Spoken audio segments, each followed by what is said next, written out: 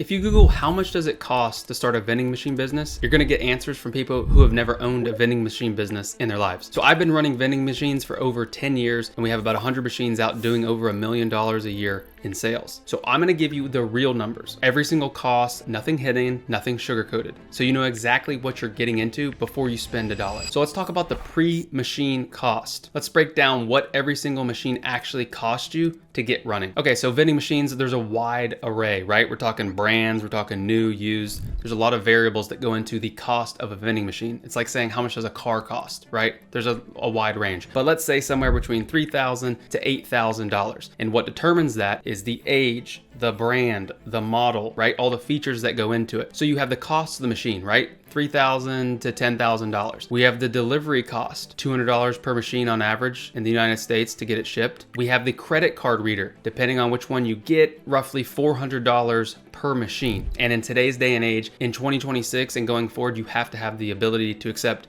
credit card payment, Apple Pay, cash, all that. Cash only is not acceptable in 2026. So let's talk about startup inventory. To fill the machine initially the first time, roughly $200 to $400 per machine. That's gonna depend on what you're putting in there. If it's all high ticket items, it's gonna be higher, right? If it's lower ticket items, but $200 to $400 per machine for you to get that machine filled up. So let's add it all up, right? So let's say for the machine, it's $5,000 for a new machine, a $400 card reader, $200 in your delivery. So all in roughly, let's say we're at $6,000 for your new vending machine. Now that's for one machine. If you have a location that needs 3, obviously you're gonna be at 18,000. If you need 2, you can do the numbers. Per location, how many machines you need, that's gonna be your setup cost. So if you have a location, you need 2 machines, roughly $12,000 to get that up and running. Okay, let's talk about the business setup cost. So first you're gonna need an LLC, right? I'm not gonna go into the weeds on how to form an LLC. Every state is gonna be different, but roughly $100 to $300 on average to get set up. You will need that LLC to open your business bank account. And you need a business bank account because these credit card transactions that are coming through your machines will not deposit into your personal bank account. So you will need a business bank account to get those withdrawals from the credit card companies. Okay, next, permits and fees. All right, now these are dependent on the city, the state, municipality that you live in. I recommend you check out what your local requirements on. That's some research that you're gonna have to do. You can call your local Department of Revenue, local Chamber of Commerce. They will help you walk through the actual specifics